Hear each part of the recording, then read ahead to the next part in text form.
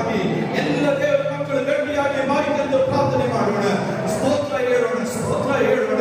ಈ ಕೂಟದ ಮುಖಾಂತರವಾಗಿ ಒಂದು ದೊಡ್ಡ ಜೀವನದ ಕಾರ್ಯಗಳನ್ನು ಈ ಹೊಸಕೋಟೆ ಮೇಲೆ ದೇವರು ತೆರೆದು ಬಿಡಬೇಕಾಗಿ ನಾವೆಲ್ಲರೂ ಬಾಯಿ ತೆರೆಯುತ್ತಾ ನಾವು ಪ್ರಾರ್ಥನೆ ಮಾಡೋಣ. ಅನ್ಯ ಭಾಷೆಗಳು ಗಟ್ಟಿಯಾಗಿ ಅನ್ಯ ಭಾಷೆಯಲ್ಲಿ ಪ್ರಾರ್ಥನೆ ಮಾಡ್ರಿ. ನಾನು ಹೇಳಿದ್ರೆ ಅನ್ಯ ಭಾಷೆಗಳು ಗಟ್ಟಿಯಾಗಿ ಇನ್ನ ಗಟ್ಟಿಯಾಗಿ ನೀವು ಪ್ರಾರ್ಥನೆ ಮಾಡಬಹುದು.